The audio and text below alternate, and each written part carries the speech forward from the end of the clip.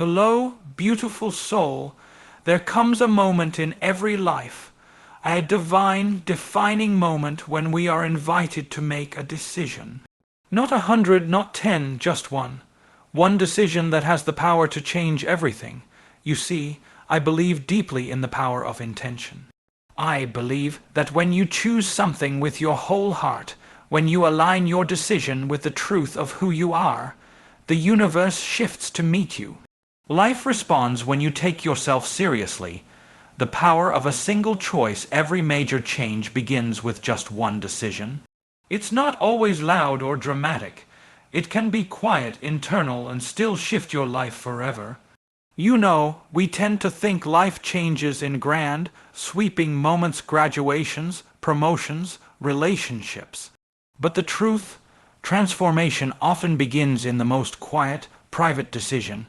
A single choice, one thought you allow yourself to believe, one boundary you decide to draw, one morning you wake up and simply say, no more. That's where the real shift happens. Not in the fanfare, but in the resolve. Philosophers and psychologists alike have echoed this. Soren Kierkegaard spoke of the leap of faith, and Viktor Frankl taught us that in the space between stimulus and response there is power. That space is where you choose, and that choice defines your freedom. You are not a victim of your circumstances. You are the author of your next chapter.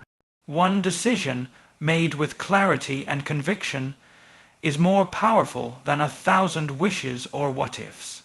Because decisions shape identity, the moment you decide, this is who I am now, everything recalibrates. Your environment, your behavior, even your subconscious starts to catch up with your intention. And the beauty is, it doesn't have to feel big to be big. A quiet decision to heal, to forgive, to try again. These are the moments that bend the trajectory of a life. So if you're waiting for a sign, this is it. That one decision, it doesn't just change your path. It changes you. And when you change, everything else begins to. You are the author of your story. Your past doesn't define you. You get to rewrite the narrative with one courageous choice. There's a moment when you realize that your life isn't just something happening to you. It's something you are actively creating. And that shift in awareness is everything. You are not simply the product of your past, your upbringing, or even your mistakes. You are the author. You're holding the pen right now, whether you realize it or not. So often, we live as if our story is being dictated by someone else, by what our parents told us, by what society expects, or by who we used to be. But here's the truth. Nothing changes until you decide to rewrite the script. Psychologically, this is about agency. It's about reclaiming the power of personal narrative, and the brain, it's incredibly adaptive. Neuroscience shows us that when we start to think differently, when we begin telling ourselves a new story, our brain literally rewires itself to support that new identity. This isn't just philosophy, it's practical. You can decide today to stop telling the story of I'm not enough, and start telling the story of growth, of resilience, of becoming. That single shift in narrative perspective begins to change your decisions, your habits, your environment. The question is not, can I change? It's, am I willing to take responsibility for the story I tell about my life? Because the moment you say, I'm the one writing this, the whole story begins to change. Embrace discomfort for transformation. The right decision may be uncomfortable. Growth often means walking through the unknown. Most people want transformation without discomfort. But that's not how real change works. Growth is not a smooth, linear process. It's disruptive, it's uncertain, and at times it's deeply uncomfortable. But that discomfort is not punishment, it's the cost of becoming. Psychologically, what we call discomfort is often just resistance, the mind's way of clinging to the familiar. The known feels safe, even when it's dysfunctional. But when you decide to step towards something greater, the old version of you starts to protest. That's normal. That tension is actually evidence of growth in motion. Philosophically, it echoes Heraclitus' idea, no man ever steps in the same river twice. The minute you decide to evolve, you're already changing. The challenge is learning to walk through that river of uncertainty without retreating back to the shore. This is why embracing discomfort is so powerful. Because when you accept that the path of growth is also the path of temporary confusion, self-doubt, and friction, you stop interpreting those things as failure. You start seeing them as necessary ingredients of transformation. Think about it. Every breakthrough you've ever had probably started with a breakdown of the familiar. Every version of you that was stronger, wiser, braver, it was born on the other side of something uncomfortable. So don't run from the discomfort. Walk with it. Let it teach you. Let it stretch you. Because the version of you that you've been waiting to become is always hiding just beyond your comfort zone. Decide to let go. Releasing limiting beliefs, toxic people, or old versions of yourself is a decision that opens doors to abundance. One of the most overlooked decisions you can make, the one that often changes your life more than any external achievement, is the decision to let go. Let go of the roles you've outgrown, the beliefs that keep you small, the narratives that were never really yours to begin with. Let go of the idea that holding on equals strength, because sometimes true strength is in the release. From a psychological standpoint, we're wired to cling to patterns, to people, to identities, because the brain prefers familiarity over uncertainty. But when those attachments no longer serve who we're becoming, they turn into anchors. They weigh us down under the illusion of safety. And philosophically, this speaks to a deeper truth. You can't step fully into who you're meant to be while dragging along everything you've been. The ego resists this, of course. It says, but this is who I am. Yet identity isn't static. It's fluid.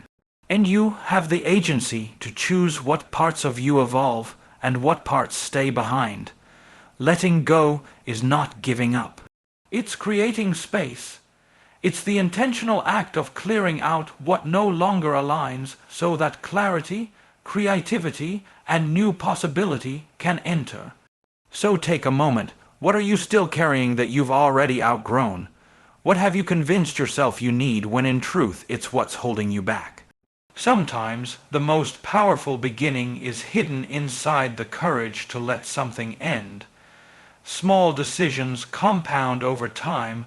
One decision leads to another. It's a chain reaction. The life you dream of is built one aligned step at a time. We tend to underestimate the impact of small decisions.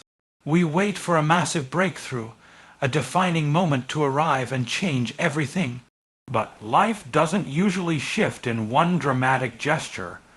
It transforms through the accumulation of small, consistent choices made over time. Psychologically, this is known as the compound effect. Each decision you make, even the seemingly insignificant ones, builds upon the last. The brain rewires through repetition. So when you choose to show up differently, even in minor ways, you're sculpting new patterns of thought and behavior. You're teaching your nervous system a new normal. Think about it like this. The person who decides to get up 10 minutes earlier each day to journal or reflect may not feel a monumental shift overnight. But after a month, their mind is clearer, their choices are sharper, their emotional resilience is stronger. Why? Because small decisions create momentum, and momentum is what moves mountains. Philosophically, this reminds us that becoming is not a destination, it's a direction. Every decision either moves you closer to or further from the life you say you want. There is no neutral. Every moment you are casting a vote for the kind of person you are becoming, So don't discount the small decisions. They are the architecture of your transformation. The life you want isn't one decision away. It's hundreds of small, aligned decisions made consistently and intentionally. Big change begins with small commitments.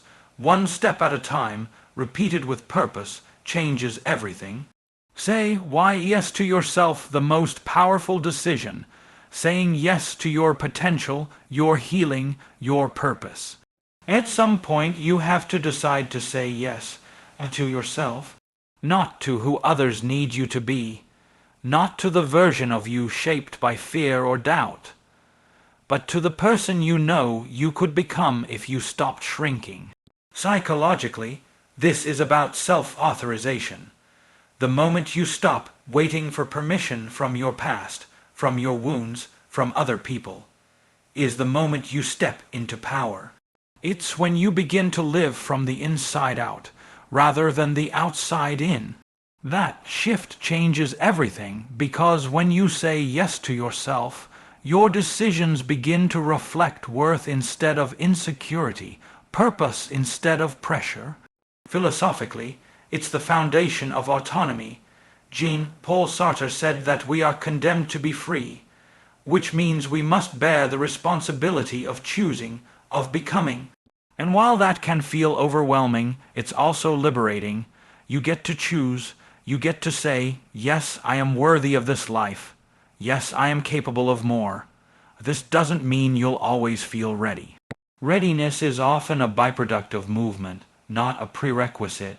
You decide first. The courage, the clarity, they come later. So ask yourself honestly, have you said yes to yourself lately, to your vision, your voice, your healing? Because the moment you do, everything else starts to organize around that decision. When you finally say yes to yourself, the world starts saying yes to you.